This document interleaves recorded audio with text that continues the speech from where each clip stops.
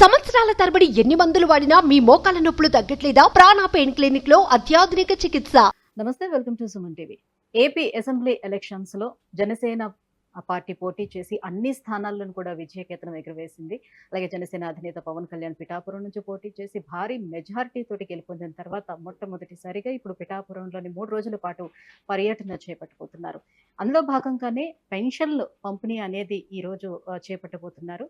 పెనుమాకలోనే already Chandrababu Naidu గారు పెన్షన్ల పంపిణీ చేపట్టారు. ఇప్పుడు ఉప ముఖ్యమంత్రి అయినటువంటి పవన్ కళ్యాణ్ ఈ 3 రోజుల పర్యటనలో భాగంగా మొదటిగా పెన్షన్ల పంపిణీ అనేది చేస్తున్నారు. సో దీనికి సంబంధించిన పూర్తి వివరాలు అందించేందుకు మనతో పాటు ఉన్నారు ప్రముఖ రాజకీయ విశ్లేషకులు చందు శ్రీనివాస్ గారు. Hello sir. హలో అండి. సార్, మొట్టమొదటిసారిగా పవన్ కళ్యాణ్ గారు పిఠాపురం ప్రజల్ని కలిసేందుకు పర్యటన చేస్తున్నారు. సో 3 రోజుల పాటు ఈ పర్యటన ఉంటుంది. ఈ స్కెడ్యూల్ ఏ రకంగా ఉండబోతుంది? దీంట్లో మొదటి భాగంగా మనకి పెన్షన్ అనేది పంచడం. సాధారణంగా ఏంటంటే ఈ పెన్షన్ల పంపిణీ అనేది ఆయా శాఖలకు సంబంధించినటువంటి అధికారులు చేపడుతూ ఉంటారు. కానీ మొట్టమొదటిసారిగా ఒక ముఖ్యమంత్రి అండ్ ఉప ముఖ్యమంత్రి ఇద్దరు కలిసి పెన్షన్లు పంపిణీ చేయడం ఎలా చూడొచ్చు అంటారు మనం? డెఫినెట్గా అండి, ఒక మంచి పరిణామం. అంటే లబ్ధిదారులకి ఎవరైతే ఉన్నారో ఇప్పుడు పెన్షన్లు 3,000 నుంచి 4,000 పెంచారు. అదేవిధంగా అన్ని రంగాల్లో కూడా మిగతా వాళ్ళకి కూడా పెంచడం జరిగింది. అంటే వాళ్ళకి సరిపోవన్న ఉద్దేశంతో ఈ కూటమి దాంట్లో లబ్ధిదారులు ఇంటికి స్వయంగా ఒక ముఖ్యమంత్రి ఉప ముఖ్యమంత్రి వెళ్ళి వాళ్ళే స్వయంగా పంచడం అనేది దేశ చరిత్రలోనే మొట్టమొదటిసారి. ఇది నూతన ఒరవడికి శ్రీకారం చుట్టారనుకోవాలి. మీరన్నట్టు పెనుమాకలో మంగళగిరి కాన్స్టిట్యున్సీలో లోకేష్ గారు అక్కడ ఎమ్మెల్యే కాబట్టి లోకేష్ గారితో పాటు అక్కడ మంగళగిరిలో ఎక్కడైతే ఓడిపోయాడు తను అదే మెజార్టీతో 91,000 మెజార్టీతో అక్కడ గెలిచాడు. గెలిచిన ప్రజలకి నేను చేస్తాను అంటే రాజధాని పరిధిలో ఉంది మంగళగిరి. అక్కడ జనసేన టీడీపీ బీజేపీ కలిసి పాల్గొన్నాయి. చంద్రబాబు నాయుడు గారిని చీఫ్ గెస్ట్గా పిలిచారు. అక్కడ కలెక్టర్ని కూర్చోబెట్టి నాగలక్ష్మి గారిని అక్కడ ఏ సమస్యలు ఉన్నాయో డైరెక్ట్గా అడగటం. ఈ 5 సంవత్సరాల్లో పారదర్శకంగా పరిపాలన జరగలేదు, మీ వద్దకే మేము వచ్చామని చెప్పి ఒక భరోసా ఇవ్వటం చాలా చక్కగా మాట్లాడాడు చంద్రబాబు నాయుడు గారు. అంటే మేము మీ దగ్గరకు ఉంటాం, మీ యొక్క కోరికలు తెచ్చడానికి మేము ఉన్నాము, కూటమిని మంచి మెజారిటీతో గెలిపించారు. గత 5 సంవత్సరాల్లో పరిపాలన అస్తవ్యస్తంగా అయింది కాబట్టి మీకు మేము ఉన్నామనే భరోసా చంద్రబాబు నాయుడు గారు ఇవ్వగలిగారు. మంగళగిరిని ఈ రాష్ట్రంలోని ఆదర్శవంత నియోజకవర్గంగా తీసుకెళ్తామని చెప్పారు. అదొక మంచి పరిణామం. అది ఆల్రెడీ ఉదయాన్నే 6 నుంచి 7ంటికి జరిగిపోయింది. ఇకపోతే పిఠాపురం ఆయన చూడండి ఎక్టిక్ షెడ్యూల్లో ప్రతిరోజు ఛార్జ్ తీసుకున్న తర్వాత 15 రోజుల్లో 10 నుంచి 15 గంటల రివ్యూ మీటింగ్లు. ఇదంతా ఒక ఎత్తు అయితే ఒకవైపు వరాహి అమ్మవారి దీక్ష, తర్వాత కొండగట్టు ఆంజనేయ స్వామి దగ్గరికి వెళ్తాం.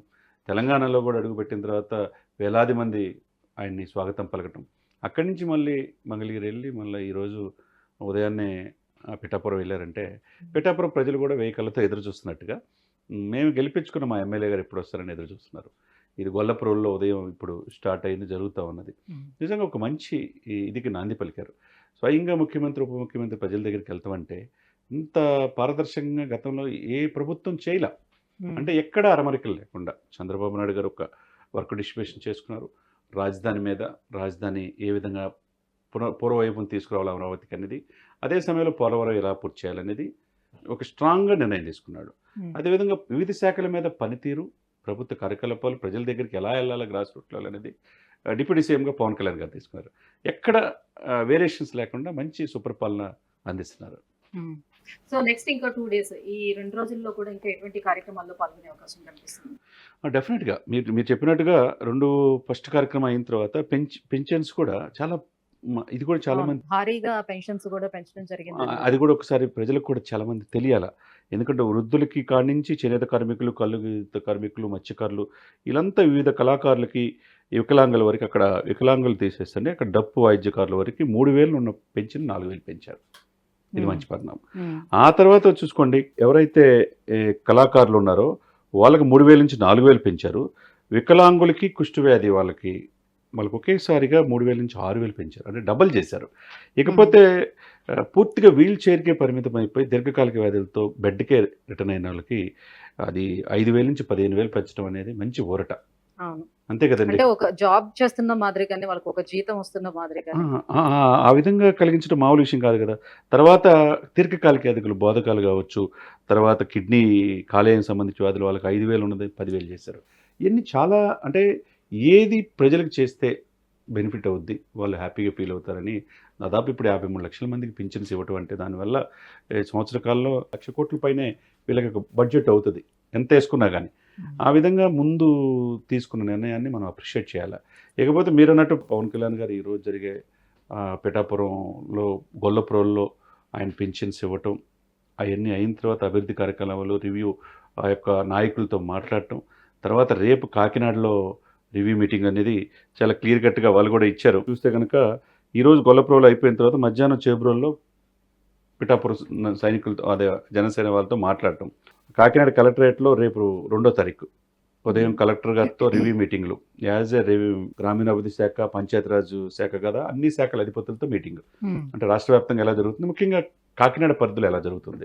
కాకినాడ పరిధిలో పిఠాపురం కాబట్టి ఒకవైపు ఎంపీ అక్కడ గెలిచింది జనసేన కాబట్టి, పిఠాపురం ఎమ్మెల్యే కాబట్టి 2 కలిసి రివ్యూలు జరుగుతూ ఉంటాయి.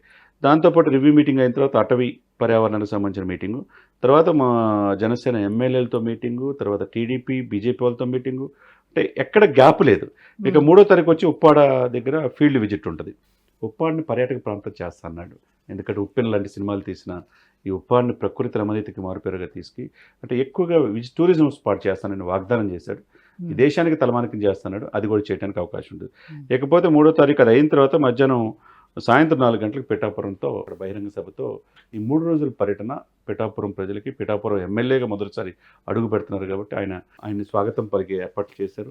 ఇప్పుడు మీటింగ్ ప్రస్తుతం వాళ్ళకి పెన్షన్స్ ఇచ్చే పని జరుగుతుంది.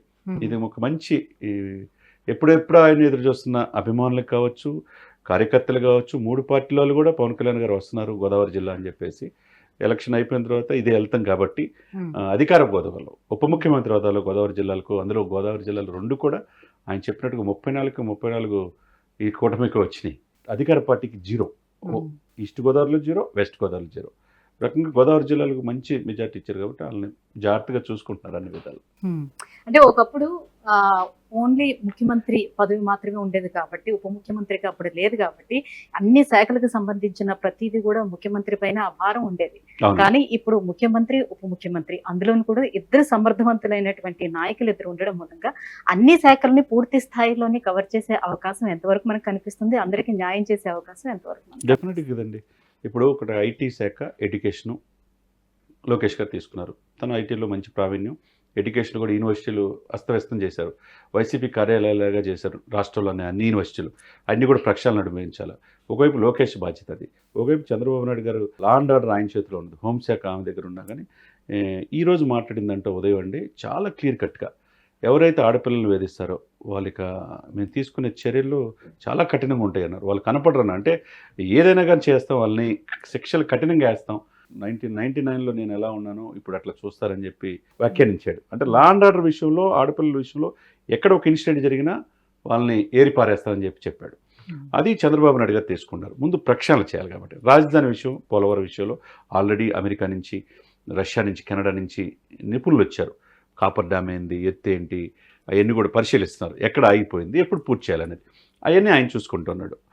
విదేశీ నుంచి పెట్టుబడులు ఎలా రావాలో ఆయన తెలుసు కాబట్టి, హైదరాబాద్ నగరం, సైబరాబాద్ కూడా ఆయన గారు సృష్టించింది కాబట్టి అవి తీసుకురాగలరు. ఇక ఈ విధంగా మీరన్నట్టు ఉప ముఖ్యమంత్రిగా వర్క్ డిస్ట్రిబ్యూషన్ జరిగితే కనుక కీలకమైన పంచాయతీరాజ్, అటవీ, పర్యావరణము, తర్వాత గ్రామీణాభివృద్ధి, science and technology Pavan Kalyan garu తీసుకోవటం వల్ల ఆయన అంటే ఈజీ అయిపోయింది వర్క్ డిస్ట్రిబ్యూషన్. ముఖ్యమంత్రి, ఉప ముఖ్యమంత్రి సరిసమానంగా పాలనలో భాగస్వామయ్యారు కాబట్టి ఈజీగా వీళ్ళు అనుకున్నది కూటమి ఏదైతే ప్రజలకి సంక్షేమము, అభివృద్ధి 2 కళ్ళుగా చేస్తామంటున్నారో అది 1 మంత్ కాకముందేనే కనపడుతుంది మనకి. అంటే నిజమైన పరిపాలన అందించగలరు వీళ్ళు అనేది ప్రజలు ఆ నమ్మకం కలపడుతుంది అన్నమాట.